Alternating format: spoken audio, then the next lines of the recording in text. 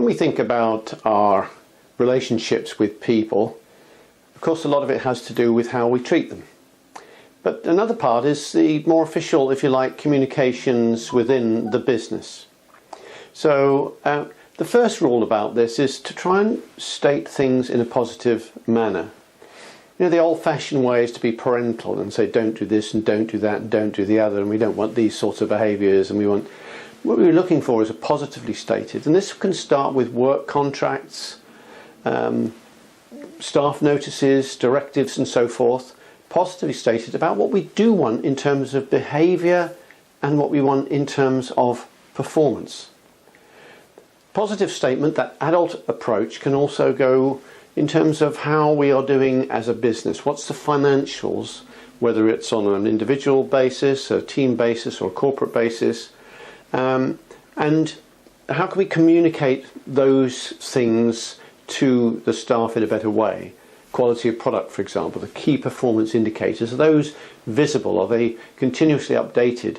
Even if they're not, and you don't have that facility at the moment, at least they can be presented on a very regular, ideally daily, or even at shift changes and so forth, so that you've got a daily opportunity for people to get up to date with where they are and what's needed to get to the next level of productive effectiveness.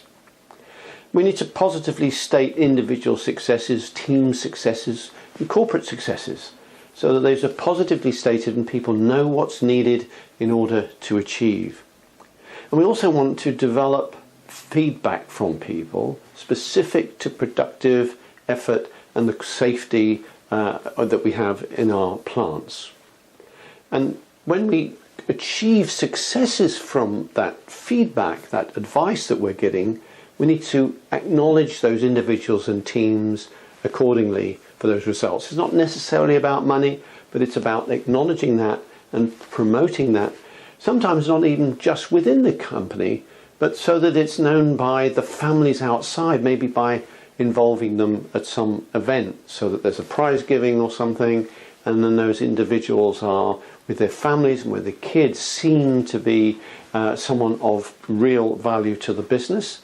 And of course that then filters down through the community as well. With a bit of luck, more people will enter the very valuable profession of productive and manufacturing effort. So one last thing I wanted to mention, and that is about people coming into the business. When I, in the last year, visited over 100 businesses, been on the shop floor a lot and gone around, sometimes you see people being a little concerned about who it is that's visiting, because they don't know. They're not being told.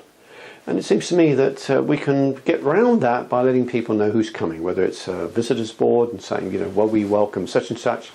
And of course, if it's a company they may not recognise, try and make that obvious what that company is. You know, what is BTQ or something? You know, is it a company that's there to bring robots into the company and so that you can sack people? If it is a robot company, tell them why they are there, so that you're going to be productively more efficient, you're going to raise your sales, and you're going to increase staff and retrain staff where possible to make sure that they are employed.